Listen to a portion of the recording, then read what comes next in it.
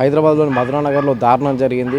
పెంపుడు కుక్క యజమానిని కొరికి చంపేసింది. ప్రైవేట్ పర్సన్ కొరికి చంపేసింది. అయితే మనం మధురానగర్లో ఉన్నాం. ప్రస్తుతం మధురానగర్ ఈ బ్లాక్లో ఉంటున్న పవన్ కుమార్ను పెంపుడు కుక్క చంపేసింది. ప్రస్తుతం అతన్ని గాంధీ ఆసుపత్రికి తీసుకెళ్లారు పోస్టుమార్టం కోసం. పవన్ కుమార్ కృష్ణా జిల్లా గుడివాడకు చెందిన వ్యక్తి. ఇక్కడ మధురానగర్ ఈ బ్లాక్లో సెకండ్ ఫ్లోర్లో ఉంటున్నాడు. అతను తన ఫ్రెండ్ సందీప్తో కలిసి ఉంటున్నాడు.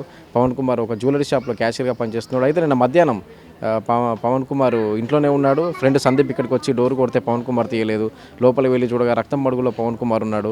అయితే కుక్క, అతని పెంపుడు కుక్క ఏదైతే ఉందో సైబీరియన్ హస్కీ జాతికి చెందిన కుక్క, ఆ కుక్క నోటికి రక్తం ఉంది.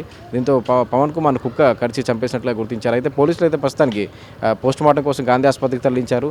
అయితే పవన్ కుమార్ గత కొంతకాలంగా అనారోగ్యంతో బాధపడుతున్నట్టు తెలుస్తుంది. అయితే అతను గుండెపోటుతో చనిపోయి ఉంటాడా లేదా నిజంగానే కుక్క అతన్ని కరిచి చంపేసిందా అనేది పోస్టుమార్టం రిపోర్టు తేలుతుందని పోలీసులు చెప్తున్నారు. మరోవైపు పవన్ కుమార్ భార్యతో కూడా దూరంగా ఉంటున్నాడు. 5 ఏళ్ళుగా డైవోర్స్ తీసుకున్నాడు. ఫ్రెండ్ సందీప్తో కలిసి ఉంటున్నాడు.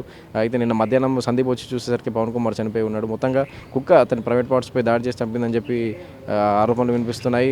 అయితే పోస్టుమార్టం రిపోర్ట్లో నిజాలు తెలుస్తాయని చెప్పి పోలీసులు చెప్తున్నారు. మనం ప్రస్తుతం మధురానగర్ ఈ బ్లాక్లో పవన్ కుమార్ ఉన్నటువంటి ఇంటి దగ్గర ఉన్న సెకండ్ ఫ్లోర్లో కుక్కను కట్టేసి ఉంచారు. ఒకసారి సెకండ్ ఫ్లోర్కి వెళ్ళి ఇప్పుడు తెలుసుకుని చూద్దాం ఒకసారి.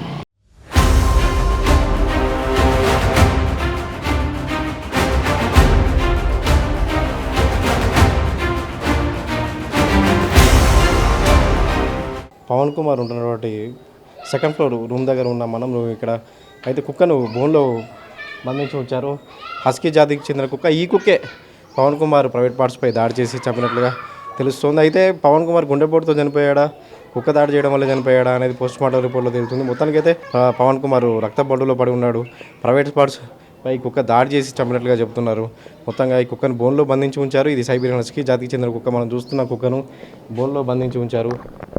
ప్రస్తుతానికి అయితే పోస్టుమార్టం రిపోర్ట్లో అంటే ప్రవీణ్ కుమార్ గుండెపోటుతో లేదా అనారోగ్యంతో చనిపోయాడా, నిజంగానే పెంపుడు కుక్క దాడికి గురై చనిపోయాడా అనేది మనకు పోస్టుమార్టం రిపోర్ట్లో తేలింది.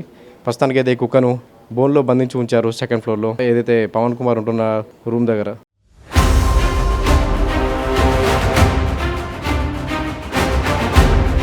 పవన్ కుమార్ 2-3 నెలల కిందటే ఈ హస్కీ జాతికి చెందిన కుక్కను తెచ్చుకున్నాడని చెప్పి ఈ అపార్ట్మెంట్లో ఉన్నటువంటి స్థానికులు ఉన్నారు, వాళ్ళు చెప్తున్నారు. అతనితో పాటే ఉండేదని, ఆ కుక్క అతని పక్కనలోనే ఉండేదని, అతని పక్కనే నిద్రపోయేదని చెప్తున్నారు. అయితే పవన్ కుమార్ నిజంగానే కుక్క దాడిలో చనిపోయాడా లేదా అనారోగ్య కారణాలు ఉన్నాయని తెలుస్తుంది. అనారోగ్యాల కారణంగా హార్ట్ స్ట్రోక్ వచ్చి చనిపోయాడా, కుక్క లేపే ప్రయత్నం చేసిందా అని అంటే ఇవన్నీ పోస్టుమార్టం రిపోర్ట్లో తేలినాయి. పోస్టుమార్టం రిపోర్ట్లో తేలుతాయని చెప్పి పోలీసులు కూడా చెప్తున్నారు.